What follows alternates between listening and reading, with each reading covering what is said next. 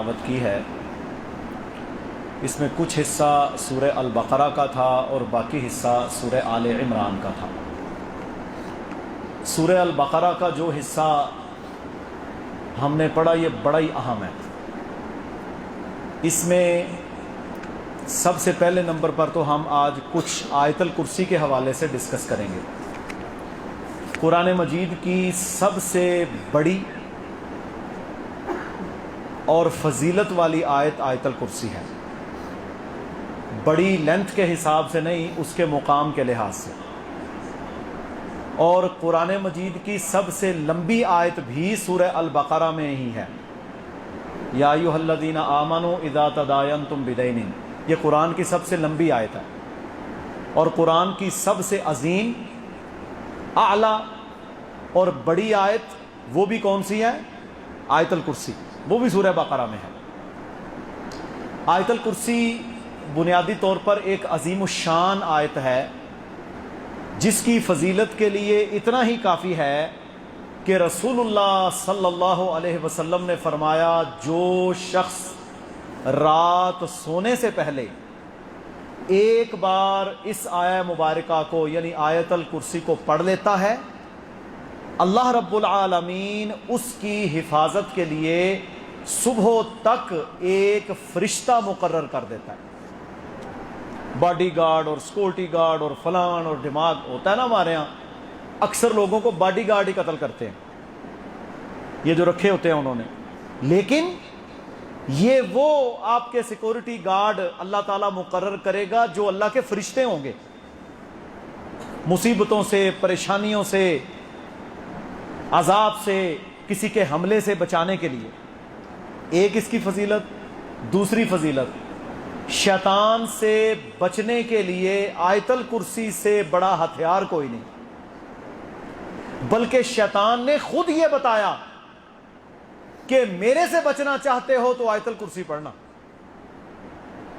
لمبی حدیث ہے صحیح مسلم میں، ابو ہریرہ رضی اللہ تعالی عنہ کو اللہ کے نبی صلی اللہ علیہ وسلم نے جو اناج آتا تھا نا، عشر کا، وہ بیت المال کے اندر جمع ہوتا، تو آپ صلی اللہ علیہ وسلم نے حضرت ابو ہریرہ کو اس پر نگران مقرر کر دیا۔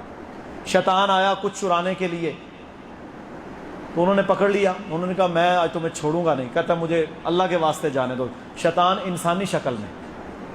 پھر دوسرے دن آیا ابلیس، پھر تیسرے دن آیا تو حضرت ابو ہریرہ نے اسے کہا آج میں تمہیں قطعا نہیں چھوڑوں گا، بلکہ رسول اللہ صلی اللہ علیہ وسلم کے سامنے لے کر جاؤں گا اور وہ تیرا بندوبست کریں گے۔ کہتے ہیں اللہ کا واسطہ مجھے چھوڑ دے، پر میں اس شرط پر تو مجھے چھوڑ دے، میں تجھے ایک ایسی بات بتاتا ہوں کہ جب تو اسے اختیار کرے گا، اسے پڑھ لے گا، میں تیرے قریب نہیں آ سکوں گا، میں تیرے قریب۔ ایک اور بھی فضیلت ہے، امام نسائی کی کتاب ہے عمل الیوم واللیلہ، صبح و شام کے اعمال، دعاؤں کی کتاب ہے، یہ امام نسائی نے لکھی۔ اس کے اندر وہ حدیث لے کر آئے ہیں، حسن سند ہے اس کی۔ فرماتے ہیں رسول اللہ صلی اللہ علیہ وسلم نے فرمایا، جو شخص اپنی ہر نماز کے بعد یعنی فرض نماز کے بعد ایک بار آیت الکرسی پڑھ لیتا ہے، اس کے اور جنت کے درمیان صرف اس کی موت کا فاصلہ ہے۔ یار ایکو بند کر دو۔ اس کے اور اس کی جنت کے درمیان صرف کس چیز کا فاصلہ ہے؟ موت کا فاصلہ ہے۔ وہ مرے گا اور اللہ تعالیٰ اسے جنت عطا کر دے گا۔ اسی طرح میرے محترم بھائیوں، سود کا ذکر بھی بڑی تفصیل کے ساتھ سورہ بقرہ میں آیا، بلکہ سود کی حرمت میں اور سود کے رد میں سب سے بڑی اور سخت آیات جو نازل ہوئی ہیں وہ کہاں نازل ہوئی ہیں؟ سورہ البقرہ میں۔ پہلی آیت اللہ تعالیٰ نے فرمایا، الذین یأکلون الربا لا یقومون الا کما یقوم الذی یتخبطہ الشیطان من المس۔ فرمایا جو سود کھاتا کھلاتا ہے وہ اللہ کے دربار میں جب کھڑا ہوگا قیامت والے دن تو ایسا ہوگا جیسے اسے شیطان نے مس کیا ہوا ہو، پاگلوں کی طرح ایسے حشر کے میدان میں میرے بھائیوں وہ لڑک رہا ہوگا شخص جو سود کھاتا کھلاتا ہے۔ ذالک بانہم قالوا، یہ وہ لوگ ہیں جو یہ کہتے ہیں انما البیع مثل الربا، کہتے ہیں تجارت بھی تو سود ہی ہے نا،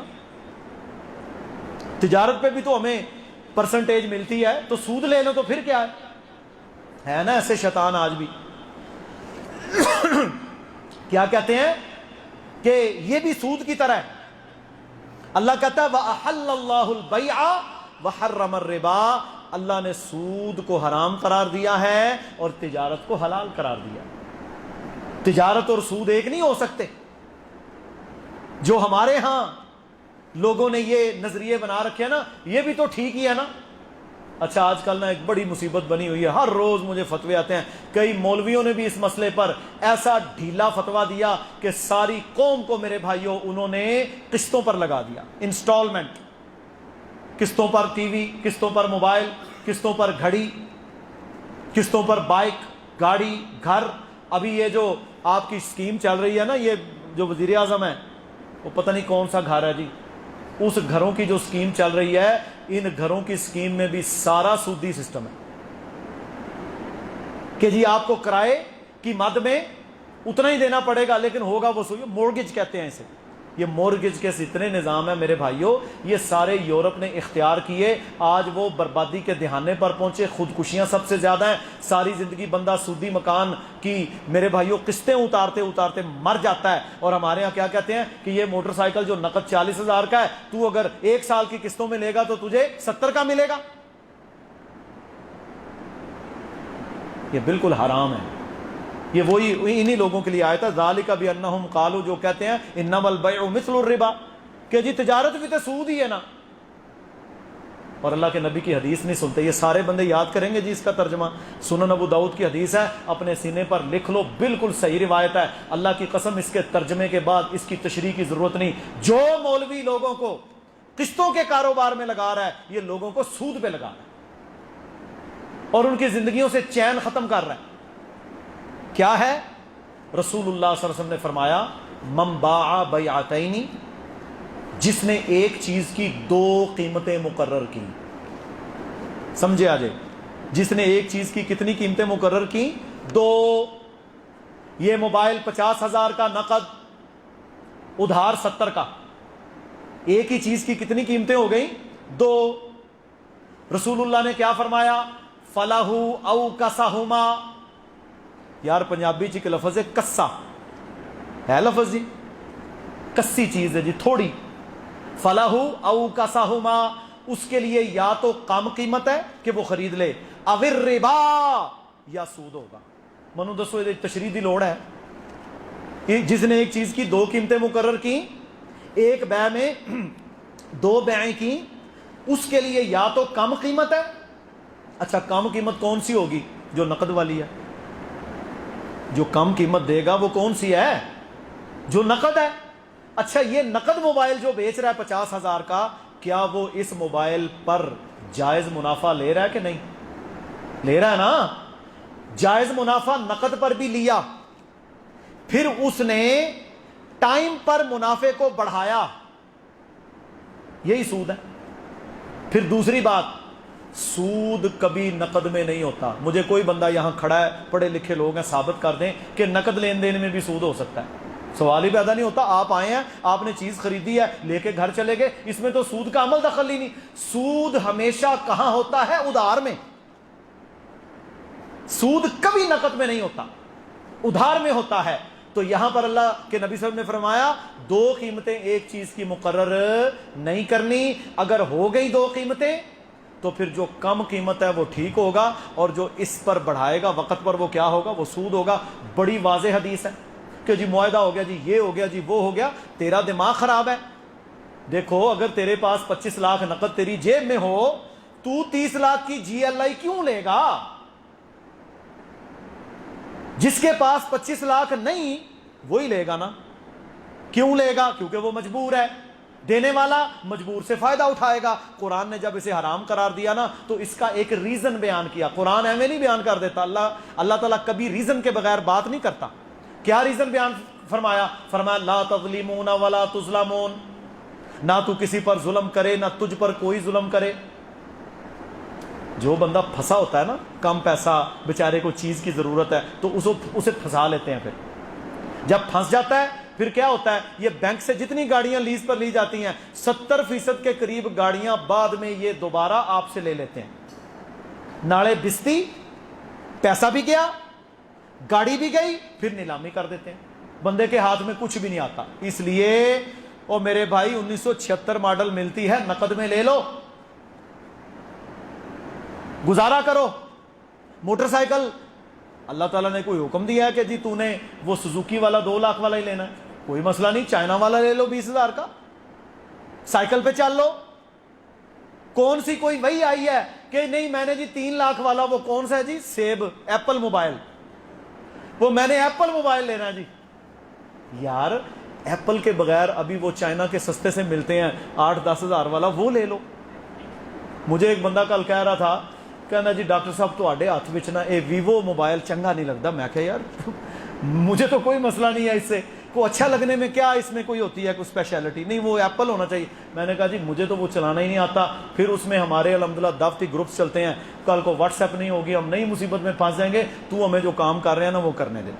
تو میں بات بیان کر رہا ہوں کہ ضرورت کیا پڑی ہے؟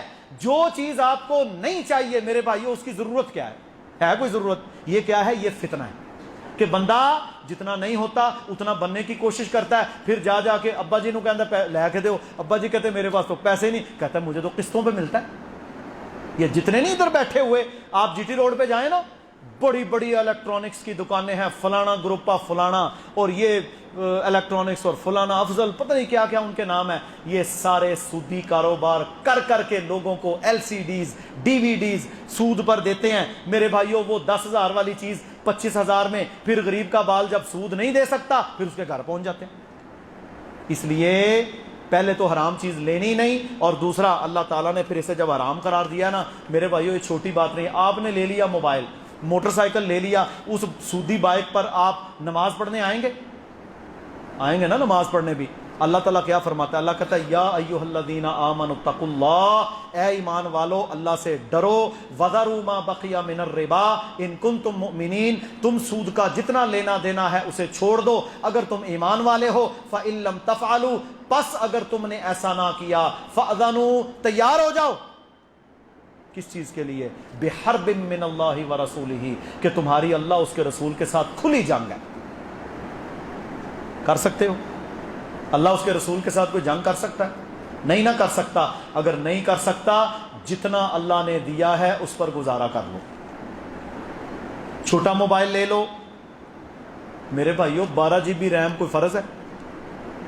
آپ نہ زیادہ بڑی گیمیں اس کے اندر کریں۔ مصیبت تو یہ بنی ہوئی ہے کہ لڑکوں نے کھیلنی ہوتی ہے PUBG، وہ PUBG چھوٹے موبائل کے اوپر ہوتی نہیں، ابا جی کو انہوں نے مصیبت میں ڈالا ہوتا ہے، ابا جی بیچارے اب بڑا موبائل لے کر دیں، وہ ساری زندگی جناب وہ ٹک ٹک ساری رات لگا رہے گا، پھر کہتے ہیں جی امتحانات سے فیل ہو گیا۔ فیل تو وہ ہوگا ظالم۔ تو میرے بھائیو یہ فتنہ ہر گھر میں آ چکا ہے۔ اللہ تعالیٰ یہ ہے ہمیں اس فطرے سے محفوظ فرمائے، اور اللہ تعالیٰ ہمیں اس شر سے محفوظ فرمائے۔ اچھا جی یہ تو ہو گیا سود کے بارے میں۔ اب آ گیا تیسرا پارہ، یہ بڑا اہم ہے۔ تیسرے پارے میں 2 ٹاپکس ہیں، مین ٹاپکس۔ پہلا موضوع ہے جو اس کا حصہ ہے نا تیسرے پارے میں سورہ آل عمران کا، اس میں موضوع زیادہ بڑا جو چلا ہے وہ ہے نجران کا، عیسائیوں کا جو وفد رسول اللہ صلی اللہ علیہ وسلم کے پاس آیا تھا نا مدینہ میں، انہوں نے 20 دن قیام کیا تھا۔ کتنے دن؟ 20 دن یہ پورا وفد آیا، ان کے ساتھ پادری تھے، ان کے مناظر تھے، ان کے عالم تھے، کتابیں تھیں، تورات، زبور، انجیل، صحیفے، بڑا کچھ انہوں نے اٹھا کر اونٹوں پر لاد کر یہ مدینہ میں آئے رسول اللہ کے ساتھ مناظرہ کرنے کے لیے، آپ کو ہرانے کے لیے۔ جی آپ نے پڑھا ہو، میں آپ کو بتاتا ہوں، تھوڑے سے ہنٹس دیتا ہوں اس کے۔ یہ جب آئے نا تو انہوں نے آ کر کہا جی کہ ہم سچے ہیں، آپ غلط کہہ رہے ہیں۔ اچھا یہاں پر بڑی کمال سورہ آل عمران میں رب العالمین نے کیا فرمایا؟ فرمایا اے میرے سچے نبی، آپ نے ان کا جواب نہیں دینا، ان کا جواب اللہ رب العالمین خود دے گا۔ جو جواب کرسچنز کے، عیسائیوں کے اللہ تعالیٰ نے میرے بھائیوں سورہ آل عمران میں دیے ہیں نا، آج تک عیسائی اس کا جواب نہیں دے سکے۔ میں خود عیسائیوں کے ملک میں، ہم نے دعوت کی ہے ان کی، تبلیغ ان کے اندر کیا، ہمیں پتہ ہے کہ وہ کیسے کیسے منہ شگافیاں کرتے ہیں، لیکن قرآن کی ان آیتوں کے بارے میں میرے بھائیوں بول نہیں سکتے۔ کیونکہ یہ آیتیں ہیں ہی لاجواب. تو بہرحال میں آگے بیان کرتا ہوں. اس میں پہلے نمبر پر آیت ہے اللہ تعالیٰ نے نا اپنے نبی کی اتباع کو اپنے ساتھ محبت حاصل کرنے کا ذریعہ قرار دیا. فرمایا اے میرے نبی قل، آپ ان سے کہہ دیجئے، ان کنتم تحبون اللہ، اگر تم لوگ یہ چاہتے ہو کہ اللہ تم سے محبت کرے. سارے چاہتے ہیں نا کہ ہمارا اللہ ہم سے محبت کرے. تو اللہ نے فرمایا اس کا طریقہ یہ ہے فاتبعونی، میرے نبی کے پیچھے چلو، میرے نبی کے راستے پر چلو، اللہ تم سے محبت کرے گا. تو اللہ کی محبت حاصل کرنے کا طریقہ ہے رسول اللہ کی سنتوں پر، طریقوں پر، آپ کے نظام پر، آپ کے منہج عقیدے پر، آپ جو دین لے کر آئے اس پر چلتے چلے جانا، چلتے چلے جانا، حتیٰ کہ تمہاری زندگی ختم ہو جائے. یہ ہے میرے بھائیو اللہ کی محبت حاصل کرنے کا طریقہ. اس کے بعد میرے بھائیو جو نجران کا وفد آیا نا، انہوں نے سوال کیا، انہوں نے کہا جی بات یہ ہے کہ عیسیٰ علیہ السلام نعوذ باللہ اللہ کے بیٹے ہیں. آپ لوگوں نے جناب انہیں یہ قرار دے دیا، وہ قرار دے دیا. اللہ نے فرمایا اے میرے نبی آپ ان کو میری طرف سے یہ جواب دے دیں، ان مثل عیسیٰ عند اللہ کمثل آدم. اللہ کہتا ہے انہیں بتا دیں میرے نزدیک عیسیٰ کی مثال ایسے ہے جیسے آدم کی. آدم کو وہ بھی مانتے ہیں، گوروں میں بھی نام ہوتا ہے ایڈم، وہ بھی مانتے ہیں، وہ بھی یہ سمجھتے ہیں کہ پہلے بندے آدم ہی تھے علیہ الصلوۃ والسلام. میرے نزدیک عیسیٰ کی مثال آدم کی طرح ہے. بڑی شاندار یہ مثال دی ہے. خلقہ من تراب، جسے میں نے مٹی سے پیدا کیا، ثم قال له کن فیکون، اور وہ مٹی کو جب میں نے حکم دیا تو وہ زندہ ہو گئے. یعنی اگر میں آدم کو بغیر ماں اور بغیر باپ کے پیدا کر سکتا ہوں تو میرے لیے عیسیٰ کو بغیر باپ کے پیدا کرنا کون سا مشکل ہے؟ دونوں کے بغیر پیدا کرنا زیادہ مشکل ہے نا. یہ تو عقل بھی کہتی ہے. آدم علیہ الصلوۃ والسلام کو بغیر ماں اور باپ کے اللہ نے پیدا کیا، کن فیکون کے ساتھ. تو اللہ کہتا ہے اگر میں ایک بندے کو معجزے کے طور پر بغیر باپ کے پیدا کر دوں تو تم انہیں اللہ کا بیٹا قرار دینا شروع ہو جاتے ہو. لم یلد ولم یولد، نہ میرے ماں باپ ہے نہ میری اولاد ہے. الاول والآخر والظاہر والباطن وہو بکل شیء علیم. اور پھر عیسیٰ علیہ السلام جب چھوٹے بچے تھے نا تو انہوں نے اس کا خود بھی جواب دیا. جب سارے لوگ جمع ہو کے آئے، کہتے ہیں مریم آپ نے یہ کیا کیا؟ فرمایا فاشارت، اللہ نے کہا آپ نے نہیں بولنا، فاشارت الی، آپ نے اشارہ کرنا ہے بچے کی طرف جو 2-3 دن کا بچہ ہے، وہ بولے گا. تو بچے نے کیا کہا؟ فرمایا قال انی عبد اللہ، میں اللہ کا بندہ ہوں. آتانی الکتاب، اللہ نے مجھے کتاب دی ہے، وجعلنی نبیا، اور اللہ نے مجھے نبی بنایا. انہیں تو عیسائیوں کو تو یہی نہیں پتا کہ ان کے خدا 3 ہیں یا 1 ہے. ہم نے پوچھا، کہتا کتنے تیرے گاڈ ہیں؟ کہتا 3. ہم نے کہا یہ کیسے؟ کہتا ہے 1 in 3 اور 3 in 1. یہ کیا جواب ہوا؟ 3 میں سے 1 یا 1 میں سے 3؟ خود عقیدہ ان کا. اور اسی لیے میرے بھائیوں دنیا میں سب سے زیادہ مسلمان ہونے والی جو قوم ہے وہ کرسچنز ہیں. بودھے عقیدے ہے تو باقیوں کے بھی بودھے، لیکن ان کا عقیدہ بڑا ہی بودھا ہے، پتہ ہی نہیں انہیں. وہ ایک دفعہ میں یو کے میں تھا تو یونیورسٹی کے اندر ایک بندہ مجھے کہتا تو نے داڑھی رکھی ہوئی ہے، یہ ہے وہ ہے، وہ جو جس طرح وہ نفرت کرتے ہیں. تو میں مجھے پتا تھا کہ یہاں یونیورسٹی کے باہر ایک پرانا چرچ ہے 1800 پتہ نہیں کتنے کا بنا ہوا، اس پر عیسائیوں کے مطابق عیسیٰ علیہ السلام کی نا وہ اس طرح لنگی سی پہنی ہوئی ہے، تصویر لگی ہوئی ہے. یہ تصویر لگا دیتے ہیں اوپر، کراس بنا ہے اوپر عیسیٰ علیہ السلام کی، جو انہوں نے ایک تصویر بنا رکھی ہے. میں نے اسے پکڑا، مجھے کہتا کہاں لے، میں کہوں میرے نال تے چل. میں جب اسے لے کر گیا میں نے کہا یہ چہرہ دیکھ، انہوں نے جو تصویر بنائی ہے نا عیسیٰ علیہ السلام کی جیلی، اس کی داڑھی ہے، بزرگوں کو پتا ہے، باقاعدہ داڑھی. میں نے کہا مجھے یہ بتا، جو عیسیٰ علیہ السلام کی تم نے تصویر بنائی، تیرا چہرہ ان کے ساتھ زیادہ ملتا ہے یا میرا؟ کہتا ہے آپ کا. میں نے کہا پھر عیسیٰ علیہ السلام میرے ہیں تمہارے نہیں ہیں، یو آر لائر. اچھا میں نے اسے دلیل سے بات کی، اچھا وہ سمجھ گیا. یقین کریں کہ اس کے دماغ کے اندر کتنے دن وہ الحمدللہ چلتی رہی. پھر ہم نے اسے کتابیں بھی دیں، چلیں ہو سکتا ہے اللہ نے اسے ہدایت دے دی ہو. بات کرنے کا مقصد یہ ہے کہ جھوٹے عقیدے. اسی طرح میرے بھائیوں اسی صورت میں پھر اللہ کے نبی صلی اللہ علیہ وسلم نے نا ساری دلیلیں دی، قرآن نازل ہوا، وہ نہ مانے. پھر وہاں کیا ہوا؟ وہاں مباہلہ کیا اللہ کے نبی صلی اللہ علیہ وسلم نے. مباہلہ کیا ہوتا ہے؟ جب آپ آپس میں گفتگو کریں، کسی انجام پر نہ پہنچیں، رسول اللہ نے فرمایا تم بھی اپنے بیوی بچوں کو لے آؤ، جتنے آئے ہو میں بھی اپنے بیوی بچے خاندان والوں کو لے آتا ہوں، اور ہم اللہ سے دعا کرتے ہیں یا اللہ جو جھوٹا ہے انہیں غرق کر دے. اب عیسائی کہیں جی اسی تو نہیں بہندے، ہم مباہلے میں نہیں بیٹھتے، کیونکہ اگر وہ مباہلے میں بیٹھ جاتے، اور ظاہر ہے اللہ کے نبی تو سچے تھے، آپ کی دعا، نبی مستجاب الدعوات ہوتے ہیں، نبی کی دعا قبول، جب مباہلہ ہونا تھا انہوں نے رگڑا جانا تھا، دنیا میں بھی اور آخرت میں بھی، بھاگ گئے. تو وہاں اللہ کے نبی صلی اللہ علیہ وسلم نے جب جانے لگے نا تو اللہ نے قرآن نازل کیا، کہا اے میرے نبی انہوں نے دعوت نہیں دینی، آپ اپنا پیغام تو پہنچائیں. اللہ کے نبی صلی اللہ علیہ وسلم نے فرمایا قل، اللہ کہتا ہے قل، آپ ان سے کہہ دیجئے یا اہل الکتاب، اے اہل کتاب، تعالو آؤ، تعالو آؤ، کلمتن، اس کلمے پر، سوائم بیننا و بینکم، جو تمہارے اور ہمارے درمیان ایک جیسا ہے، اس پر جمع ہو جائیں. آؤ یار اس کلمے پر آ جاؤ، جمع ہو جائیں. ہمارا تمہارا ایک ہی موقف ہے، کیا؟ اللہ نعبد الا اللہ، کہ ہم نے اللہ کے علاوہ کسی کی عبادت نہیں کرنی، ولا نشرک بہ شیئا، اس کے ساتھ کسی کو شریک نہیں کرنا، ولا یتخذ بعضنا بعضا اربابا من دون اللہ، اور اپنے اندر سے لوگوں کو اللہ کو چھوڑ کر رب نہیں بنا لینا. یہ یہودی عیسائی کیا کرتے تھے؟ یہ اپنے مولویوں کو، اپنے درویشوں کو، اپنے علماء کو، اپنے جو تارک الدنیا لوگ ہوتے تھے، ان کو اللہ کو چھوڑ کے اپنا رب بنا لیتے، ان کے بتائے ہوئے حلال حرام جائز ناجائز پر چلتے تھے. تو اللہ نے کیا فرمایا؟ انہیں کہیں کہ یہ آپس میں جو تمہارے پادری ہیں نا، ان کو رب نہ بناؤ، آؤ ہم ایک کلمے پر جمع ہو جائیں. جو عیسیٰ علیہ السلام کی دعوت تھی، ہم نے ایک اللہ کی عبادت کرنی ہے، شرک نہیں کرنا.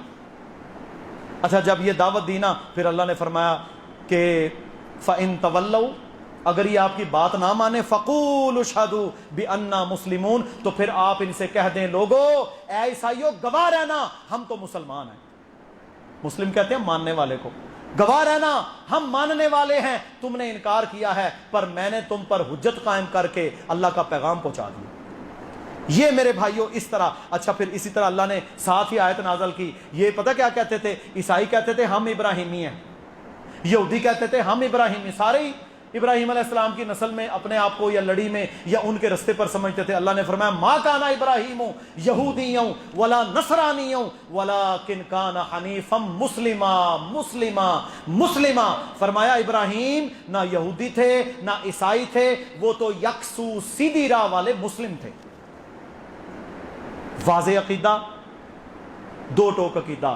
اللہ تعالی ہمیں صحیح قرآن کے اسلوب کو سمجھنے کی توفیق عطا فرمائے، اور اللہ تعالی ہمیں ہر قسم کے شر اور باطل عقیدوں سے محفوظ رکھ کے خالص توحید پر، نبوی عقیدے پر، نبیوں کے عقیدے پر زندہ رکھے، اور اسی پر ہی موت عطا فرمائے. سبحان ربک رب العزت عما یصفون.